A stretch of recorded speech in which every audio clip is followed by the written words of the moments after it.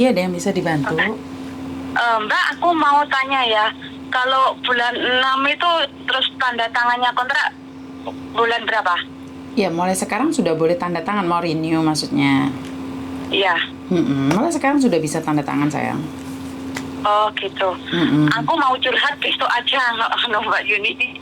Boleh, Iya. silakan. Mbak curhat masa lalu. Curhat masa lalu, mumpung saya ada waktu sekarang, kamu boleh ngomong, tapi kalau besok saya tidak bisa janji.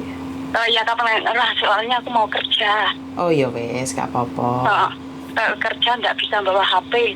Ya wes, gak apa-apa. Aku ya makasih banyak. Hmm. Enggak. Makasih ya Mbak Yuni ya. Iya, sayang. Udah telepon balik ya. Iya, sayang. Alah, bye-bye. Iya, bye-bye. Jadi jadi ini adalah suatu yang indah ya. Biasanya kalian telepon saya berkali-kali nggak bisa. Ini mbaknya saya telepon tapi nggak jadi curhat. Jadi artinya adalah sebenarnya memang apapun itu dari jodoh ya. Kalau kita punya jodoh, kita ada tulisannya sendiri. Jadi kita mudah sekali untuk bertemu. Tapi kalau kita nggak ada jodoh, mau ngomong apapun itu sangat sulit sekali. Jadi buat teman-teman di luar sana, jangan pernah putus asa saat kalian pingin cari majikan ke saya dan sampai bilang aku ki piye to kok gak entuk majikan ya, karena memang belum jodoh. Dan kenapa sampai datang ke saya langsung dapat majikan, itu karena jodoh juga. Jadi telepon juga begitu, ketemu juga begitu, tiba-tiba ketemu saya, padahal saya tiba-tiba jalan di pasar ketemu kalian, ya jodoh. Semua itu kalau sudah jodoh, tulisannya jodoh, apapun itu tidak akan pernah tertukar. Begitu juga dengan majikan yang tidak baik. Majikan yang tidak baik adalah majikan yang memperlakukan kita secara tidak manusiawi. Apakah itu juga jodoh? Ya bisa dibilang itu proses dari sebuah jodoh. Sebelum kita mendapatkan sesuatu yang lebih baik lagi, biasanya kita tuh dikasih ujian. Mampu nggak kita di proses ini? Mampu nggak kita bertahan di proses ini? Apakah kita bisa? Apakah kita kuat? Jadi semuanya kembali lagi pada proses perjodohan. Jadi proses perjodohan itu tidak mudah ya Mbak ya. Kita berpikir bahwa nggak apa-apa lah. Sekarang aku nggak kuat ngeberi kewes. Aku tidak ingin bertahan lagi. Aku nggak mau. Aku harus seperti ini seperti itu. Sebenarnya tidak ya. Saat kita berdoa dan berusaha, semua pasti ada jalan ya Mbak ya. Saya tidak percaya kalau kita tidak pernah berusaha, mana mungkin kita bisa mampu bertahan. Benar nggak? Jadi kalau kita tidak mau berdoa dan berusaha, terus jalan kita siapa yang ngasih jalan? Nggak ada. Jadi saya selalu meminta buat mbak-mbaknya di luar sana, selalu memberikan yang terbaik. Karena kita kadang-kadang berpikir tentang peraturan yang terlalu ketat, tidak sesuai dengan interview, kita terlalu perhitungan, Mbak. Sebenarnya apa sih? Ada orang yang bekerja cari uang, ada yang orang bekerja cari nama ya, atau cari apa kalau bahasanya ya, cari kenyamanan juga bukan cari kenyamanan, tapi untuk berusaha lebih baik lagi. Jadi kalau kita bekerja cari uang, ya gini, dulu janjinya jaga nenek saja, kalau ada bapak atau pak D-nya datang, saya tidak mungkin masakin, karena dalam perjanjian dikatakan bahwa seperti ini, seperti itu, seperti ini. Jadi saya tidak akan melakukan pekerjaan di luar perjanjian. Ini kerja cari uang. Nah ini mungkin kemungkinan besar ini akan mendapatkan gaji sesuai dengan tujuannya. Jadi kalau gajinya 5.000 ya udah 5.000. Mudah paling 5.000. Apakah mungkin dapat long service? Sulit ya. Kalau orang-orang yang seperti ini itu kayaknya ngimpi kalau dapat long service. Kenapa? Karena terlalu pintar perhitungan. Kalau saya libur saya tidak mau ini. Kalau saya ini saya tidak mau ini. Kenapa? Pasti bertahan cuma 2 tahun, ganti lagi majikan 2 tahun. Kenapa? Karena dia bekerja untuk cari uang, bukan dia bekerja untuk masa depan. Miss Yuni ini ngomongnya gak jelas loh. Iya Mbak, kalau orang bekerja untuk masa depan, ada yang gak sesuai mungkin.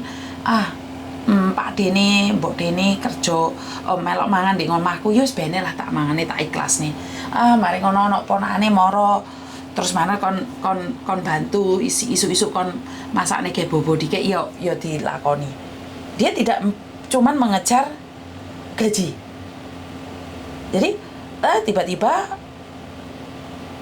Pak Dene ponakane duit didikei, tiba-tiba yang tidak pernah diperhitungkan tentang long service, cucunya ngasih. Ini kan rezeki yang tidak diduga Mbak. Jadi kalau kita bekerjanya menurut perhitungan uang, ya kita nggak akan bisa bertahan di satu tempat untuk yang lama ya. Kalaupun bisa itu cuma 2 tahun, 2 tahun, 2 tahun. Karena perhitungannya pol-polan. Coba kalau mau ke MKI kau. Karena saya ada majikan, CC-nya itu tidak pernah diperhitungkan. Saya tuh sempat mau berbicara dengan dia, cuman dia sibuk sekali karena orang kaya raya ya. Jadi saya tuh heran, majikan ini pembantunya dulu itu cuma ikut dia itu 4 tahun. Kenapa kok dia sudah di Indonesia masih komunikasi, masih kirim uang? Kadang-kadang saya heran, kenapa kamu melakukan itu? Ya karena CC-nya ini sangat bagus sekali, karena CC-nya ini sangat aktif sekali waktu dia ikut saya. Maksudnya, tahu nggak, ponakanku datang, dia nanya, ini Kafu, kamu mau minta apa?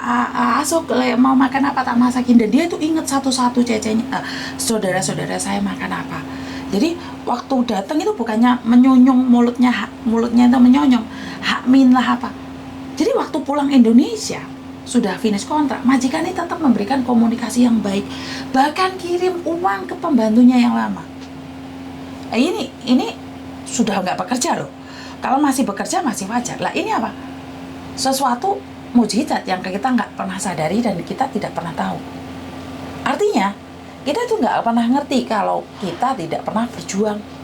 Kalau kamu bilang, alah aku kerja cuman 2 tahun aja, finish kontrak, ngalih lagi. Samen tidak berjuang untuk mempertahankan sesuatu. Dan samen hukai kau, kenapa samen tidak bisa bertahan lama? Apakah yang dikatakan Miss Yuni ini semuanya benar? Tidak. Itu menurut pandangan saya dan pengalaman saya. Kalau memang majikan baik, kamunya baik, pasti bertahan lama. Kalau majikan baik, kamu nggak baik, pastinya tidak lama. Kamunya baik, majikan nggak baik, ya pastinya nggak lama. Tapi kita sebagai pekerja, kalau hukai kau, ini tidak boleh, itu tidak boleh, karena kamu merasa majikan dan pembantu itu adalah persamaan derajat, yura apa-apa, itu hak kamu. Itu terserah kamu. Tapi, kita kesini niat kerja, bukan niat liburan, bukan niat dolan. Bener gak? Kalau kamu niat liburan, niat dolan yo di Singapura kono, ojo ambil visa sebagai pembantu. Itu adalah hak kalian mutlak. Saya pribadi tidak akan bisa membatasi kalian, karena saya cuma memberikan saran dan kritik aja, karena saya pernah mengalami. Aku iki wong melarat, jadi aku harus pandai-pandai bersyukur. Lek aku gak pandai-pandai bersyukur, maka aku sing glosor. Karena itu saya bagikan buat kalian semua yang mau. Bagi yang tidak mau, nggih monggo. Penak toh? Jadi konten ini hanya dikonsumsi bagi orang yang membutuhkan.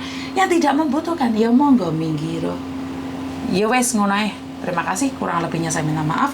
Dan wassalamualaikum warahmatullahi wabarakatuh. Berkat Tuhan mengalir atas hidup kita semua. Semoga semua makhluk hidup bahagia dan terima kasih. Bye-bye.